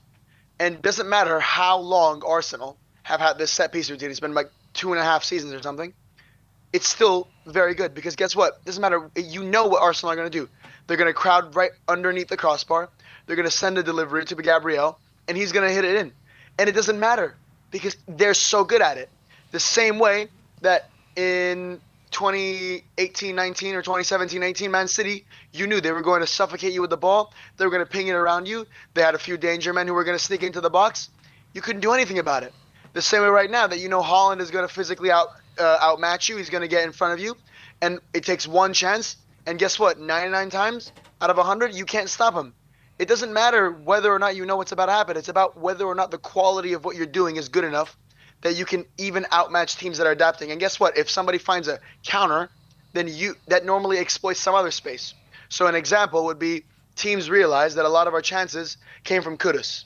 What they ended up doing is nullifying Kudus. That nullified our attack. Today, Frank changed the shape, and we had a lot more joy. That's what makes something sustainable. It doesn't matter where it comes from. We're focusing on the wrong thing. So I'm not worried that the goals are coming from set pieces because that's not the relevant question. The relevant question is, are we able to adapt if a situation calls for it? And I think we've seen in several different games that just because set pieces are what we scored in this game, and even in a lot of other games, they're not the only way we've won points all season long. And I would point you to the Leeds game. I would point you to the Brighton game. So it's not like we're a one-dimensional team that can't get anything done. It's that there are so many situations this season, specifically in the Premier League, that not just us, but many of the top teams are relying on set pieces to create their highest quality chances. And that's just football. But do you enjoy it? Or does that not matter whether you enjoy it or not, watching it? Honestly, I do. I think I enjoy winning. Right? And it's weird because for me, maybe it's a little foreign to me because I wasn't a fan during like the golden age of the Poch era. So maybe it's because of a lack of perspective. But to me, I really quite enjoy this because, I was familiar with Jose Mourinho, Antonio Conte, and these are like the first managers that I actually really experienced the whole thing with. So it could come from a lack of perspective because when I see highlights of what we were under Mauricio Pochettino, I'm like, holy shit, this is unbelievable. And so maybe you guys long for those days. And so everything else by comparison seems insane. But to me, I quite enjoy this. I just dropped something. I quite enjoy this. I think it's fun. We win. I actually like it's a little bit scrappy. It's a little bit shithousery. I like that. It's not everybody's brand, but you know what? That doesn't matter to me because at the end of the day, I'm watching the game with my dad, and me and him have a great time. Because the only thing I care about is the rush I feel when the goal goes in, and how much the despair I feel when the other side goes in. That's the only thing that I actually remember. How many moves do you remember, right? Because me and you can sit here and say, under Pochettino and under Ange, so many beautiful, absolutely beautiful pieces of play happened. It was goalkeeper to defense to midfield, transition to the wingers, everything. And the ball came into the middle and the striker missed. How many of those can you remember? I would bet it's maybe one or two across the last 6 years. Because that's not what you remember. You remember the goals. That's all it is. That's all that matters. Well spoken. Today we had a bit of a different setup, as you mentioned. Johnson, Kudus, and Xavi on the left. What do you think that did for us or changed things? Did you like it? Do you think it worked? What do you think of that change? I did like it, and I do think it worked because it mitigated the exact problem that I said was happening, where teams could just nullify Kudus, and we'd have nothing. And I think Xavi, even though today people are saying he was pretty poor, I think the influence Xavi has on the left is such that even if he plays poor, it actually helps. It benefits us massively because people know he's a player of even though he's been off of it, people know he's a quality player. He gets a certain amount of respect from defenders that Odegaard, for example, doesn't, right?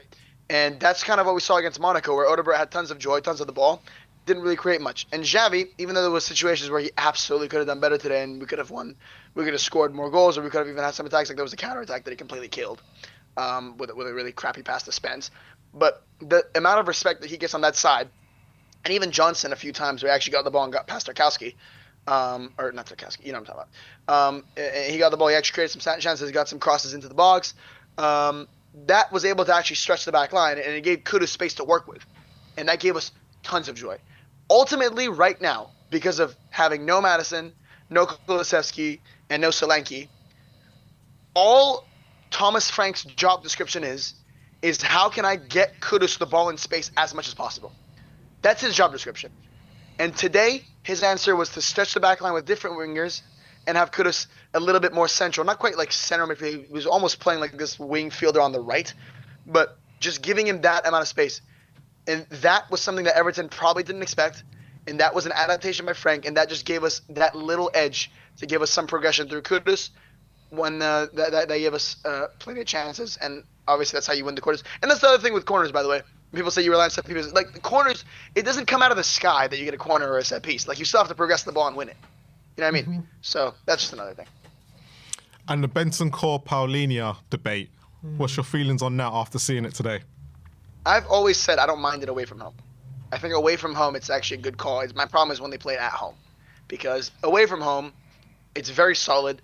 It very, very useful in disrupting a lot of opposition attacks. Like Ndiaye and Grealish obviously are the two danger men for this team. And I think they were largely quiet. I think Ndiaye did have some really good moments, but more quiet than usual. And Grealish, I think, was really anonymous today. The only moment I remember was him losing his mind when Bentancur fouled him, and they were in their own half. So he didn't really do much today, and also obviously he assisted the first goal. So because of their physical dominance, I think away from home, it's especially for going to go on this set piece route where we want to be a kind of a scrappy team going forward, and that's really the best way to go away, because I think the reason that we've done so well away from home with Thomas Frank is you look at the kind of games that Brentford had to face as a club. And you guys, I think it was Ben and Sim in their argument mentioning it, where Frank has been used to being the underdog so many times. Mm-hmm. And I think Spurs should, over the years, the thing Spurs haven't done is taken that kind of underdog approach where they actually give teams a little bit of respect at their own home. And that amount of, and playing it that way. And I think because Frank spent 5 years at Brentford playing exactly that way, 38 games per week or per season, he's really well versed in that kind of play, and that's why we have so much joy away from home. And I think playing this physical, dominant, trying to win duels and beat them on the set piece and beat them physically away from home is fine. My problem is when you're at home, fans have a certain expectation. There's a different kind of pressure entirely on you at home.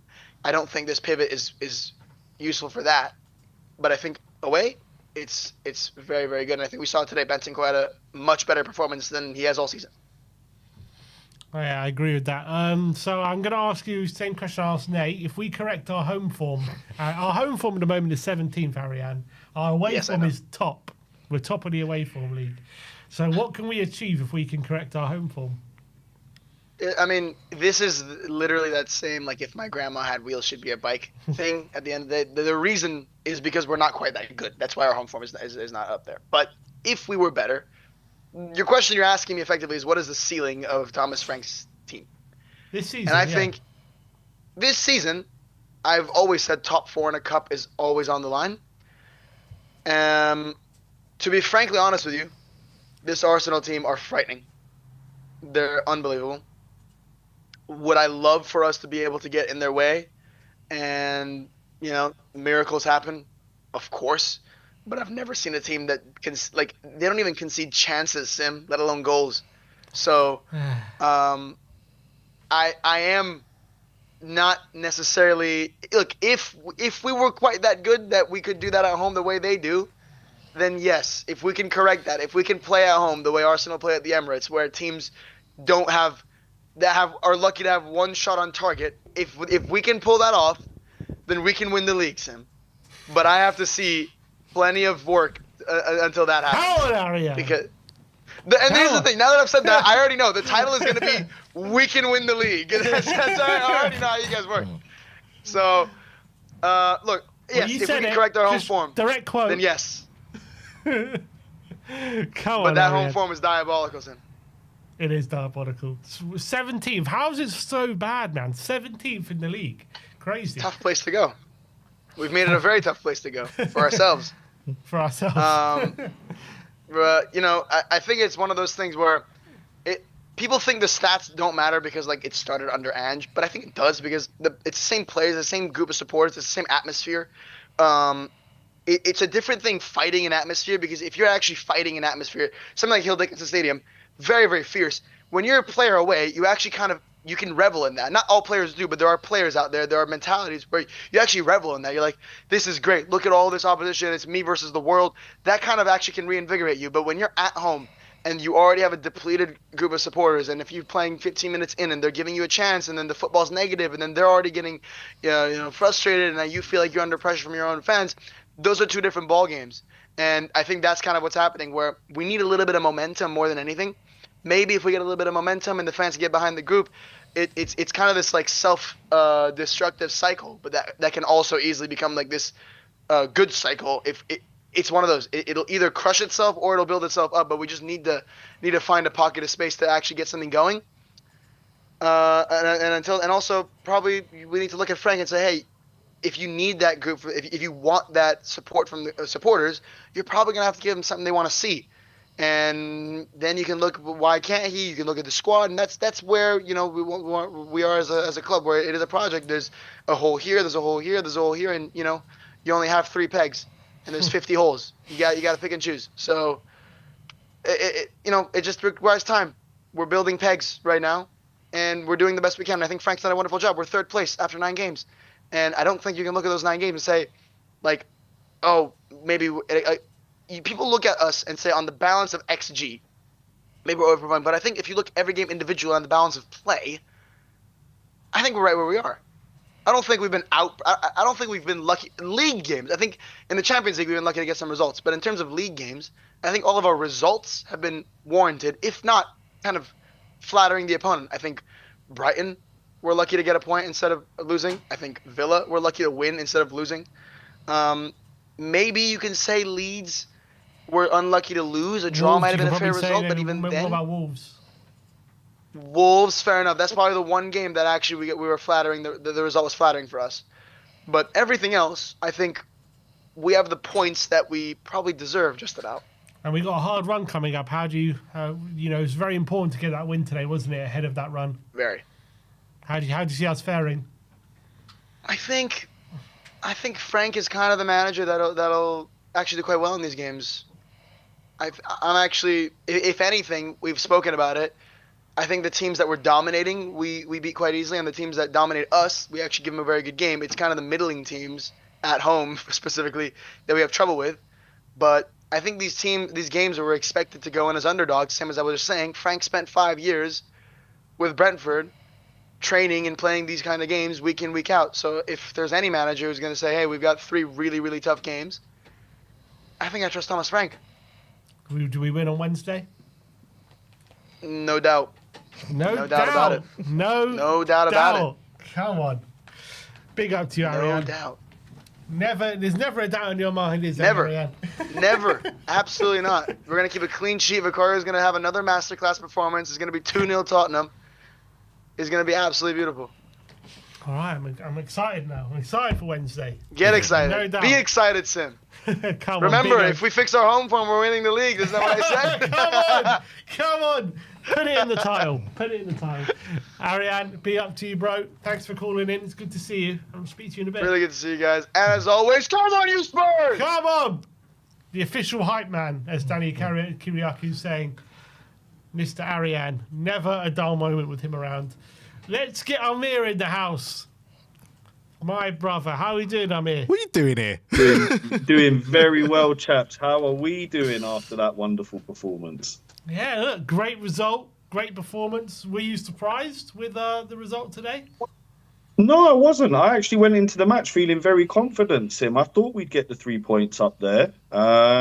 I just thought that this kind of game suits us more, and playing Bentancur and Paulinho there with that solidity away from home, like we did against City, like we did against West Ham. I just think, it gives us the opportunity to go at them. And what Frank did today really surprised me with the formation. He switched it up. I couldn't quite figure out who was in what position.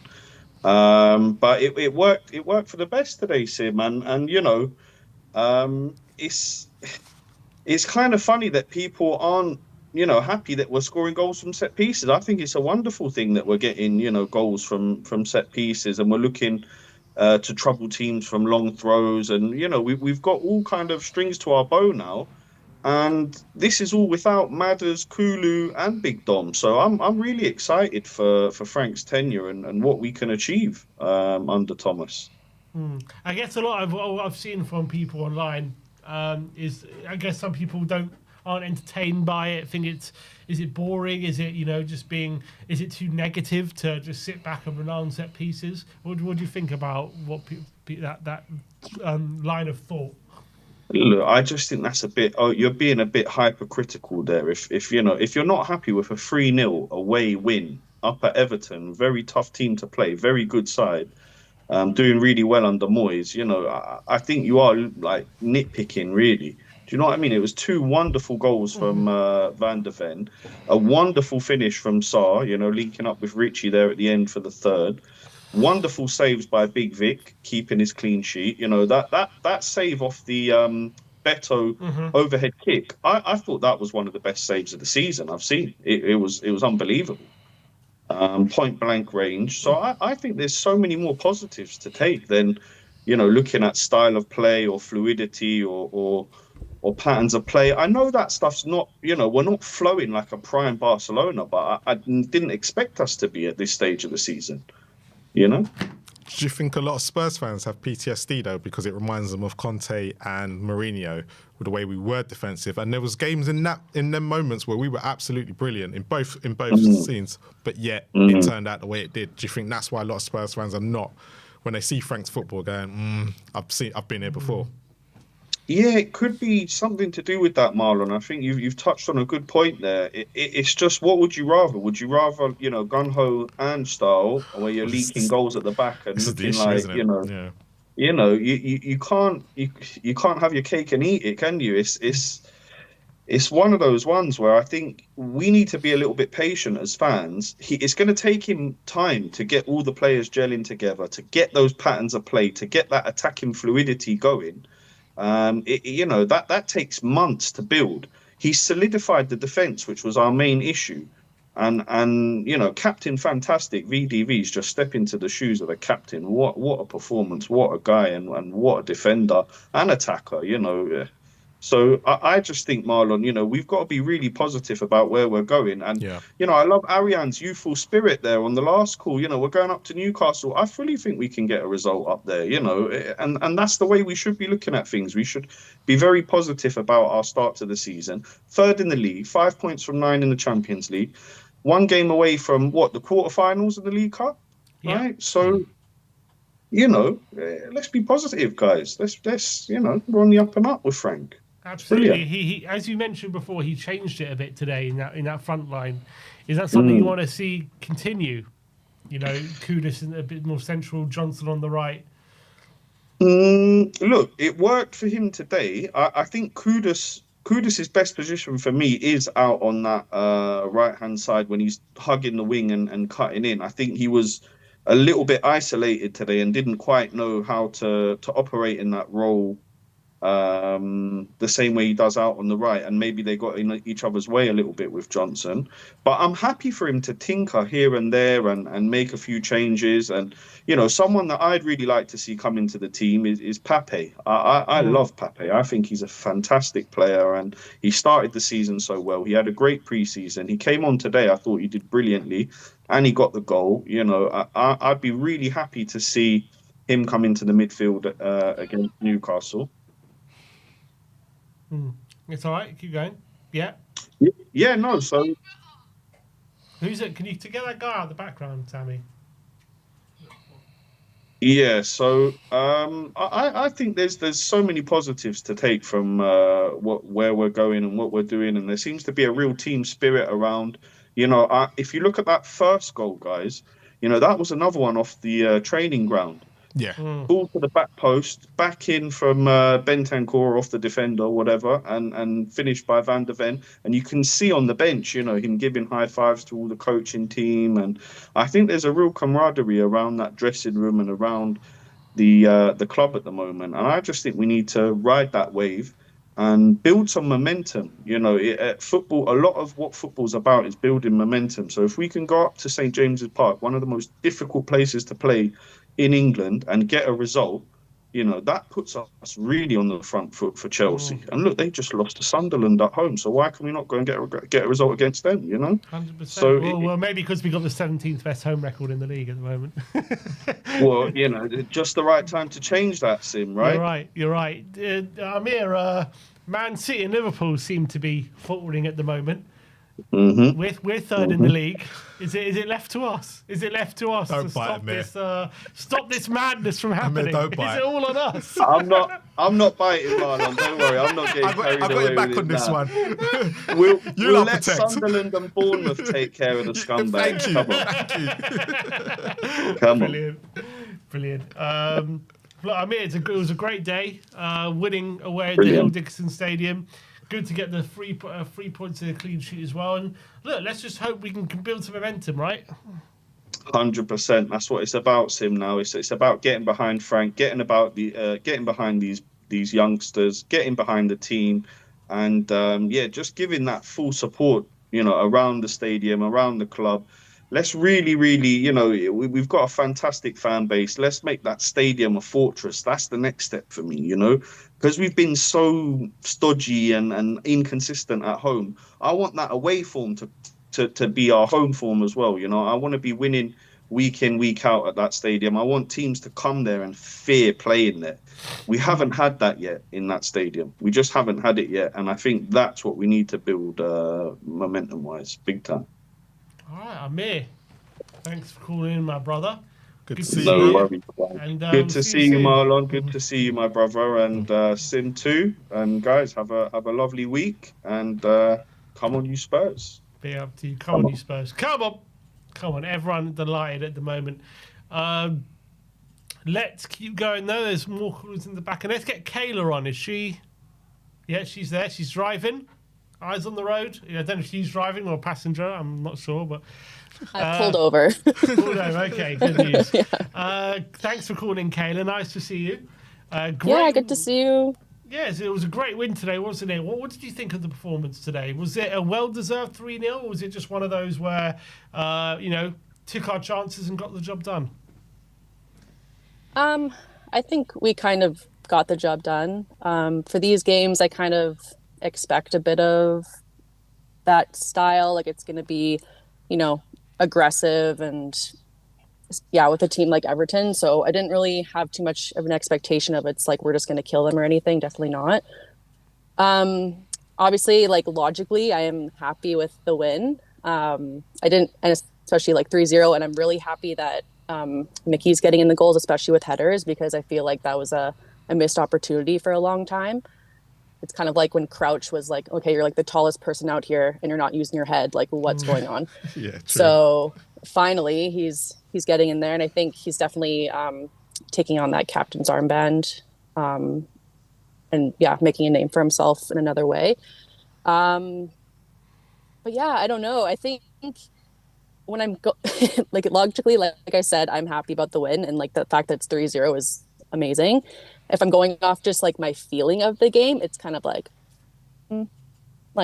it's not that great to watch. And I think it's not because it's just this game. I think it's because it's been a few games. It's been the run of form. So I think that's more of where it's coming from. But at the same time, I'm not going to be super negative about it. But also I went for a run, touched some grass. I'm just like, calm down a little bit. Like, where are we at? Let's just get some perspective. But if I'm just, it's not like the most exciting, fun thing to watch, but I do think it was important to get those points, especially with the run of fixtures we have coming up. So, where do you stand on how fans feel about our current reliance on set pieces, and that's kind of the source of goals at the moment? I've seen a few fans. I think the majority of fans obviously happy with the wins, and that if that's what it takes, that's what it takes. Some fans though feel like it's not very entertaining. Is it too negative to play the way we are and just rely on set pieces?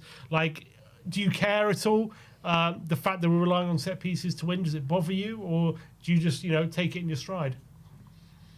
I don't know if I would say it bothers me, but I am not like stoked that that's kind of our only source of goal threat.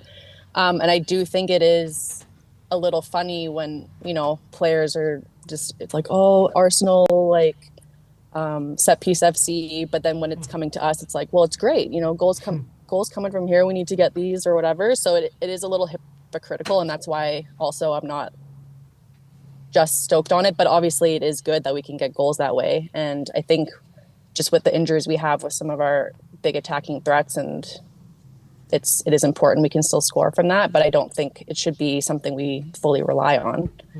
I would like to see eventually things start to click a little bit more, work on a bit more cohesion with our forward line, because I think we have talent. We obviously don't have any specific player that can just make something out of nothing. So it has to be a team effort. It has to be a build-up play. It has to be like patterns of play. And I don't really see that happening. With the lineup today, I was interested to see like how things would work out, because normally I'll kind of be like, look at it, be like, okay, we'll see how it goes. And I think it had potential to do a bit better, but I do think Kudas kind of got lost a bit. I don't think he was as effective, and I think that it could have just been like, not overly familiar with that, but I think him and Brennan were kind of just getting into each other's way, and it's almost like he's used to not having someone to play off of, so he's just trying to go himself, but you're in the middle now. So you have options, but you're not using them. So I don't know. Maybe that's something that could be worked out a little bit more. We'll see. Do you expect to see it again in future games? Yeah, I don't see why not, because I think it would allow him to use Brennan, because I don't think he can really be used on the left side very effectively, but I don't think it's good to just have him rotting on the bench, and he can score goals, so got to kind of find a way to make that work. But it's crazy to think about, even though our attack hasn't quite clicked yet, we're still the joint top goal scorers in the whole league at the moment. So what does that say about, how we're approaching games at the moment? I think we're making it work with what we have, honestly. And I think if we can get the other side to click, that set piece side is always going to be there. So that'll just make it more of a threat down the line. And I think hopefully when we get some other players back in, that will be even more, but I don't know. We'll see. What do you think is causing the disparity between our away results and our home results? Because we're first in the table for away results, and we're 17th in the table on home results. So for you, obviously, another great performance from result today. But what is it for you that's causing that disparity, do you think? I don't know. I think the Villa game, we were a little bit unlucky to come out with a loss there, but the team, like everyone, it's been kind of an issue for a long time. Like you look at Villa, they had 2 chances, like literally out of nothing, but they took the shot. We don't really have a player that's willing to just have a go and at least get it on target. Like, can you think of many goals where anyone, like they've scored from outside of the 18-yard box? Like I can't really, like we just don't really have any players who are willing to do that, have the confidence to do that, have the capability. I don't know. But I don't know. It's definitely more negative. I'm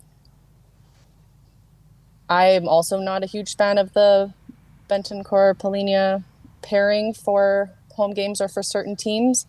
But at the same time, I know Bentancur can progress the ball forward. I know he can weave out of places and make like diagonal straight passes. So it is, that's why I can understand why people are thinking if it is like a tactical thing or like an instruction, because he can do it, and he did do it a bit more today. But yeah, I don't know. I just don't think we really go for it. Probably a little bit. It's just like a bit unlucky, like I said, with the Aston Villa game. But I don't know. Hopefully that can also be worked out. So, we're third in the table, as you mentioned. Is that a fair reflection for you of how good we've been this season? Do you think that's a position we should be aiming to be in?